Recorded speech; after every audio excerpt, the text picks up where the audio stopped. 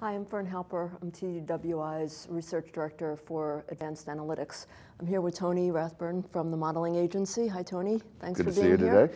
We're here to talk about predictive analytics, a topic that is pretty hot today and it's on a lot of people's minds. We've been talking about it a lot at the executive conference here in San Diego. So Tony, what are you seeing with your customers in terms of predictive analytics? I'm seeing a lot more interest finally. There's been a long lag in the development of this technology as the databases and data repositories have been developed over the last 20 years. And as those have started to mature, I think we're seeing analytics start to come to the forefront because of the potential that's been there for a very long time that everybody's recognized. We just needed to have all the pieces in place.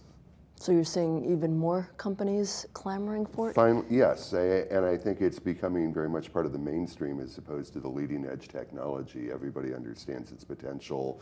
They're trying to figure out how to make it work. And many of them are establishing groups within their organization to explore it in more detail. A lot of the I would say most of the organizations are still in the very early stages, but virtually everyone's looking at it today. It's not the rocket science leading edge technology that it was a few years ago. Right, right.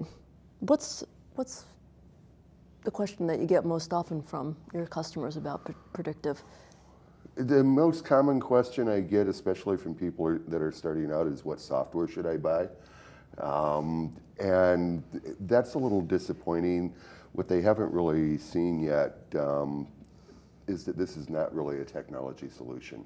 The software that's out there today is very good. The algorithms are solid. The hooks are coming into the data warehouses to support it.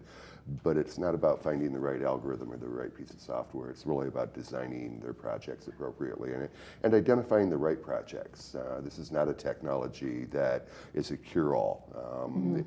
What it's good for, it does an exceptional job at, but it's not the right approach for every project. Right, so it's really identifying, what the business problem you're trying to solve with that technology is. And knowing that you've got a set of performance metrics that you're trying to enhance for a business purpose.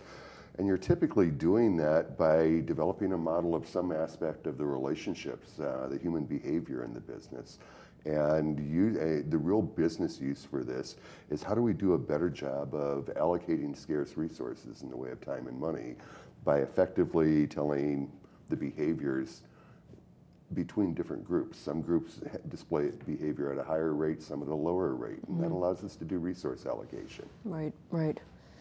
So how do you think we can get business decision makers, to be more effectively involved in the development of analytical models and predictive analytics? I think they need to understand the technology and that it's not about advanced math. It tends to be a little intimidating to a lot of the business decision makers because of the way the conversation moves forward.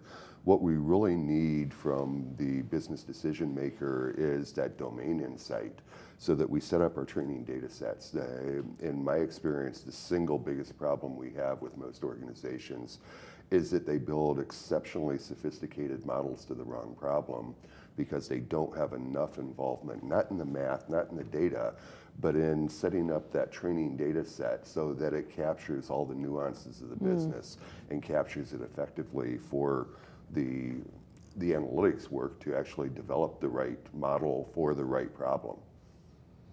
And that's a business and IT and analytic. It has to be a combination effort. Of all three. And unfortunately, that's what we're seeing is we've had a lot of involvement from IT. We're seeing involvement from the quantitative analytics side, but we need that active, especially in the planning, the initial planning stages and getting the problem set up. We really need that active involvement from the functional managers, the end users, the project sponsors to really identify the expertise that we're trying to capture. Yeah, it's interesting that you talk about the training set of data. Yeah. Our algorithms essentially go through, if we're doing classification, we typically have a binary output, as you know, and it's a 1 or a 0. The algorithms don't understand the domain. They don't understand the business objectives or the performance metrics.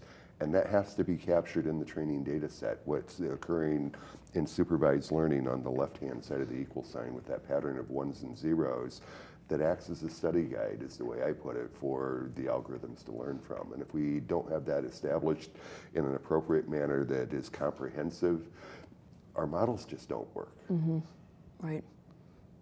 Well, I hear you. Yeah. And if you don't assemble the right set of data to train on to get, that could even be predictive of, the problem that you need to identify, then that's a big problem. And regardless of the kinds of problems that we have, and our domain experts have this level of real sophistication in what works, and if there's something that's not in the training data set, our models will never identify it in a live decision-making environment. And if there are inconsistencies with what we're presenting in the training data set, our models underperform. I had one client who was working in the stock market, and he was struggling with getting his models to work. And we were talking about this issue, and I asked him what he was using for training data, and he told me that he was using his trading pattern for the last 3 years. And I asked him how he did. He said, I lost money. He said, I told him, your models are working perfectly. They trade just like you did. That's a great example to end with. Thanks, Tony. Thanks for being here. Signing off, Fern Halper, San Diego TDWI World Conference.